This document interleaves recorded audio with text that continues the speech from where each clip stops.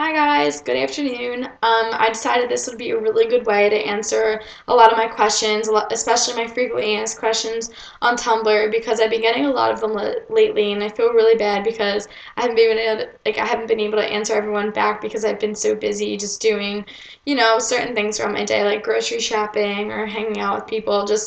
I don't know, I just feel like I've been really kept up, so I feel really bad because I don't want anyone to think I'm like ignoring their questions or anything like that. So I'm just going to go through a couple questions that I get asked a lot, and don't worry if you message me privately or from your specific Tumblr. I'm pretty much going to go through the anon questions, but if you message me specifically and to answer you back privately, I'll answer you right back after this video. So I'm going to get started with this one question that I get asked a lot. I actually had this asked like 3 times today, so I'll just read it out loud.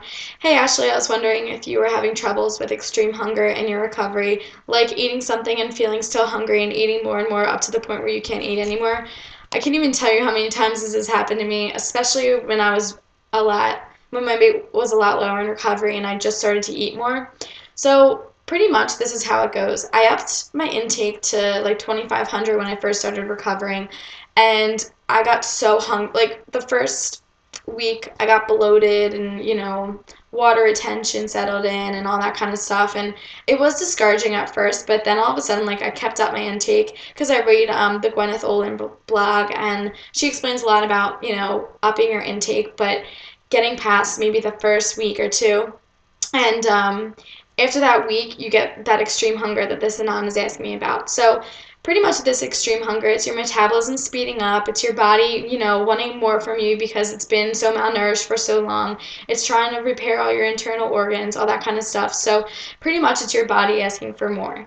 And if you deny your body this, if you deny your body this food and don't give it any more food because you feel like you're already eating enough, your metabolism is going to slow down and your body's not going to fully recover. If your body needs more and it's telling you it's hungry, you must give in to that because then it's repairing all the internal functions that have been going wrong, since you've been starving yourself pretty much. So your body's asking for more and more, and the more you deny your body that food, the more bloated and the more stomach aches and all that kind of stuff you'll get. But it sounds like so backwards, but the more you eat, the faster your metabolism will get and the more your body will start feeling better. And honestly, when I gave into this hunger, and I'm still giving into this hunger today because I feel like every single day I get more and more hungry. Every single day I have different hunger cues and hunger signals and all this kind of stuff. So I feel like the more I give into whenever I'm hungry and the more hungry I am, if I feed that,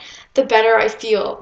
My digestion is so much better. Trust me, there have been days where I have denied my body that hunger. I'm not perfect. I don't think anyone is in recovery. And I've totally realized that the days that I don't listen to that hunger, and if I'm, still hungry after a snack where I feel like I just ate so much, if I don't eat after that, I get the worst stomach cramps. I get bloated and I get like so full. And then when I eat my next meal, I get like really crampy, and it's so unenjoyable. So pretty much just feeding into this hunger if you're truly hungry, and sometimes even mental hunger if you think to yourself, if you can't stop thinking about food and thinking about, if you have certain cravings or something, and you may only be like a little bit physically hungry, but mentally you're very hungry, you have to feed into that. Or else, like, it puts a stress on your body when you feel like you're not, giving into your hunger and things like that. And your body will just take that as a stressor, and you'll start to get migraines and stomach aches and all that kind of stuff that you just want to avoid, especially during recovery. So, pretty much, giving into that hunger will make you feel so much better. And the more you eat, the better it feels, honestly, to be recovering because it allows for you to introduce new foods and up your intake and things like that. So definitely, eating more and listening to this hunger is essential during recovery. So hopefully I answered that question pretty well. So let's see. Here's another question by Nan. When your thighs first started to touch again, how did that make you feel? Was it very triggering, and how did you deal / accept it? So here's my idea on body image just in general, especially my legs. I mean, I feel like everyone has that little problem where, they have certain things about their body that they don't like, and I think the legs and the abdomen are definitely two specific places where people start to feel uncomfortable. So first I'll start with the legs. I used to walk all the time, like every single day, all the time, just after every single meal. I would come home and, eat like a recovery meal, but then I would just go out and walk all the time. And this was in one of my past recoveries, and honestly, I realized that my legs, I mean, this isn't disordered, my legs did look bigger then. And I found out that it was because I was always on my legs. I was always standing, walking, things like that. And I found that the more pressure I put on my legs, the heavier that they were. Like my stomach was very tiny, but my legs were a lot bigger. And this time while I'm recovering, I'm actually heavier than I was when I looked like when my legs were bigger than my stomach. I'm at a higher weight, but honestly, like having my legs touch, I go in the mall and I see all these girls, and they're walking around strutting their stuff with all their confidence, and their legs are touching. Like, I don't know, I just feel like it's so disordered to think to yourself about certain parts of your body, if they touch, if you feel bloated, like all that kind of stuff. I feel like it's so disordered to try and focus on that and make that, what your recovery is about, especially, identifying yourself with your body image in general during recovery. Is very limiting because, obviously your body's going to be changing the entire time throughout recovery. And of course, in the beginning, it was very hard to accept that. But now I want to be a fuller girl. I want to be, I feel like I want to look more like a woman instead of what, a 13-year-old. Like, I go up to people, I'm like, I'm 18, and they're like, no, you're not, you're 12. I'm like, oh, thanks. You know what I mean? Like, okay, yeah, I'm 5'2", I'm pretty short, but I feel like girls who are even my height look so much more developed and just different than me, and I just feel like I'm ready to have a different body image. I'm walking away from the skinny, frail girl that I used to identify myself with, and I'm just ready for something new. So yeah, when my legs touch, sometimes I'll sit down and be like, oh, like, I don't like the way my legs look today. But I feel like just moving past that and looking at the fact that I love the food I'm eating, I love the life I'm getting, I love the friends I'm making, I love the relationship I have with my family now. Like, all of that stuff is so much more important than trying to make my legs look different or trying to make my stomach more tight or things like that. So I think looking at broader things instead of, specific parts of your body is so much more essential than, obviously just focusing on the little things about yourself that, might inhibit your recovery. So let's check out another one. There's my Anon telling me that I should make a video of myself answering all the questions. Okay. So where do I buy my clothes? I shop at thrift stores all the time, every day. I love it. I just go there, pick out the most random things, and everyone's like, oh my gosh, like, how did you make that look so cute? And I honestly just cut things, tear things, put buttons on things, crochet things, just to make something look so much cuter. Okay, sorry, still looking for, I just have like a lot of specific questions from people. Okay. This one says, this is a specific one. I'm 16 and almost weight restored with 3 to 4 pounds to go, I guess, but all throughout recovery I haven't been exercising as in cardio, but I definitely have been sitting, doing ab exercises, crunches, bicycles, plank, love handle stretches. Is this causing any damage? I have been an exerciser even post-ed, probably since I was 13. Is this okay, do you think? So here's my opinion on exercise for anyone during recovery. This goes for everyone, whether you were an exerciser before, whether you're a runner, whether you like yoga, whatever it is. Exercise is something that Ed clings on to, no matter what kind of eating disorder you have some type of relationship with exercise, just like you've a relationship with food. So in my opinion with exercise, it's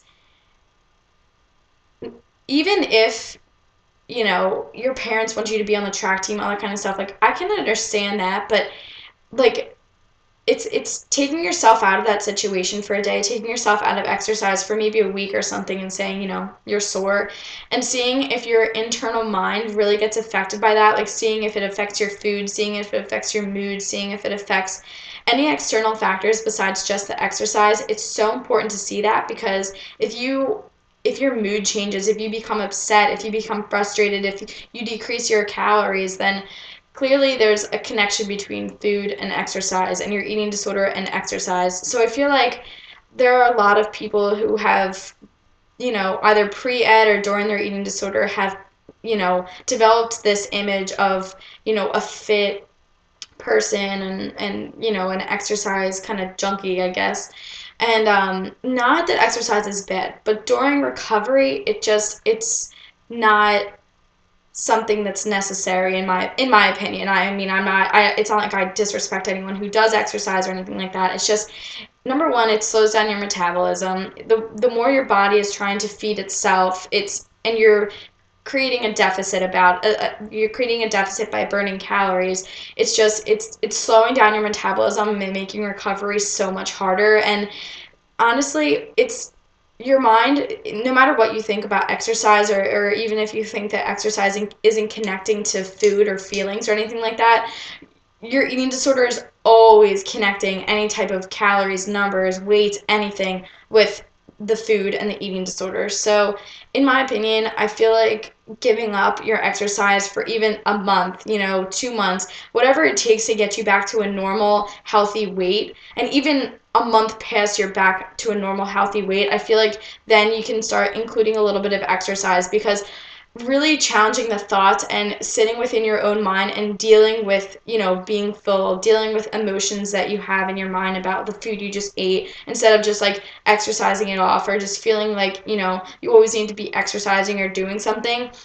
It's so essential because, later in life, you might have a job or something like that where you don't get a chance to exercise. So what? Does that mean you're not going to eat as well? Like, in my opinion, I took my addiction to exercise and I refrained from exercise, but I came up with reasons why. Reasons why are because I would love to be able to sit on a Sunday afternoon with my family and watch some comic TV shows, or sit and talk to my friends or something like that. But if I'm still connecting myself with this addiction to exercise, I wouldn't be able to go out with my friends because I'd feel like I'd have to sit home and make sure I get my walk in after my lunch, or just something silly like that. And we don't realize these things because it's become such a habit with our eating disorder. But I feel like the more you pull away at that and kind of, shred the layers of what your eating disorder has defined you as, such as exercise and things like that, I feel like the more you'll find out that exercise really wasn't doing as good as you thought it was. And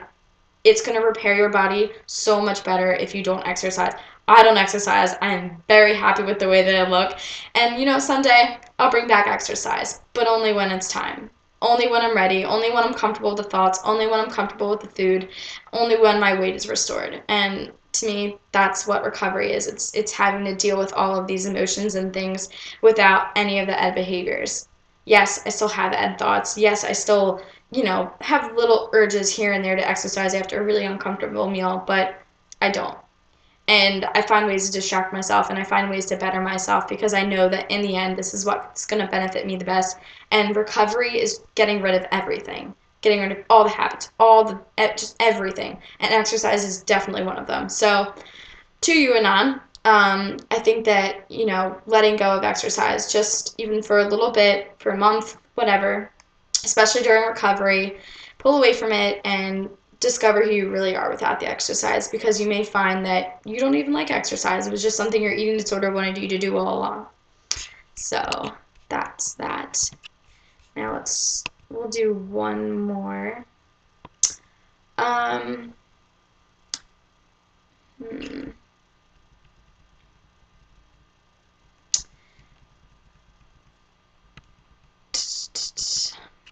Ashley, this is urgent. Okay. Okay, there's another one about exercise, so hopefully I answered your question just like the other one. It really does slow down your metabolism.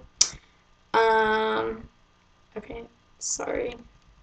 Gosh, I feel so bad. I'm getting so many messages where it's like, do you check your messages? Like, I'm kind of angry you're not answering mine, and I just feel really bad because I've just been so busy.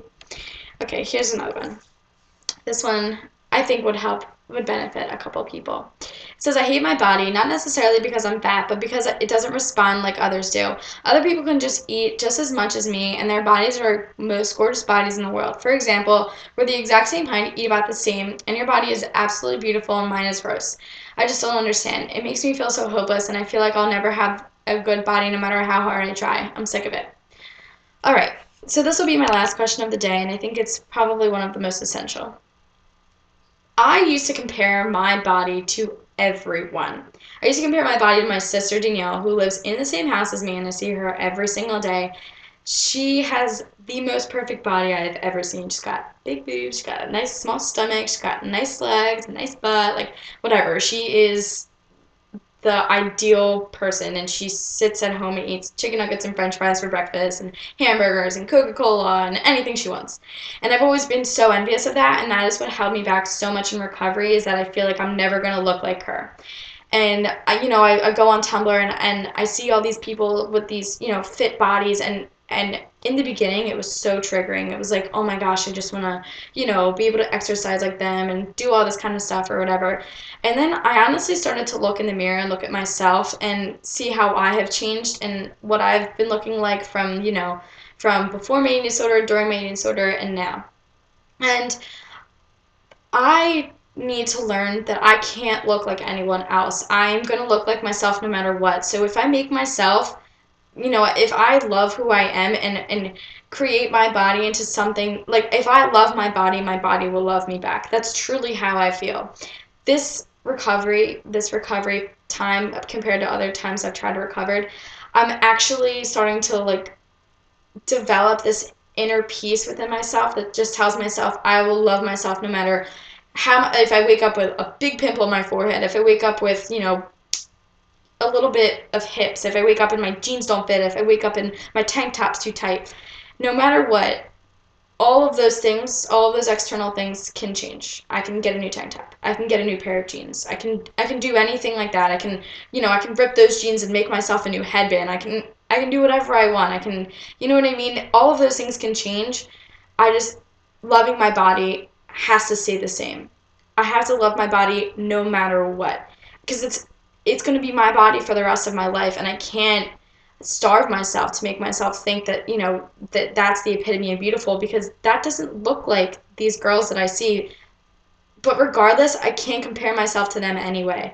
Like, I've spent my entire life, especially since I have a twin, like comparing myself to someone, and right now she is lower in weight than me. Not that that is of any importance, but looking at her, I do get very triggered a lot, because I feel like, I would love to, my eating disorder gets triggered, I'll say that, because I would like to look like I am at a, like she is at a lower weight.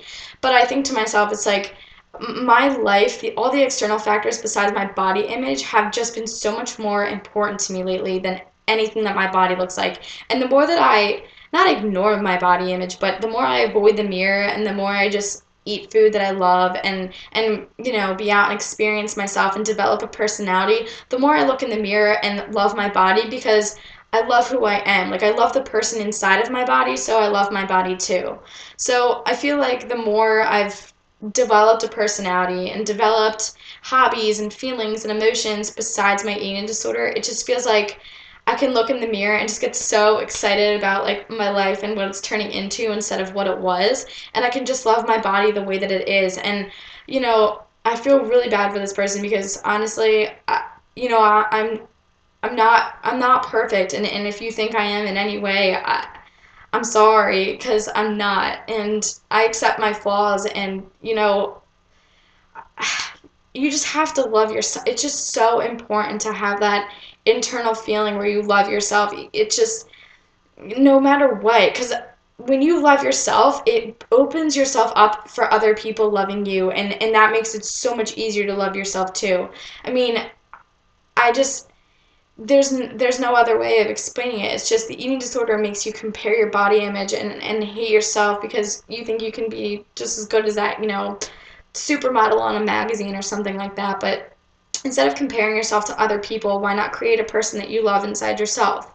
I mean, living your entire life wishing you were someone else is wishing your life away. And just, trying on new clothes, putting on a new hairstyle, trying on new headbands, like just thinking of little ways to change your body image besides your weight is so much more imperative than thinking to yourself, if you looked like this person, then you would be so much happier, because you know what? You're never going to look like someone else. You're going to look like yourself, and that's it. So why not just make yourself happy with who you are first? And honestly, developing a personality in someone that you love inside will make you love so much more what you see in the mirror and what you see on the outside.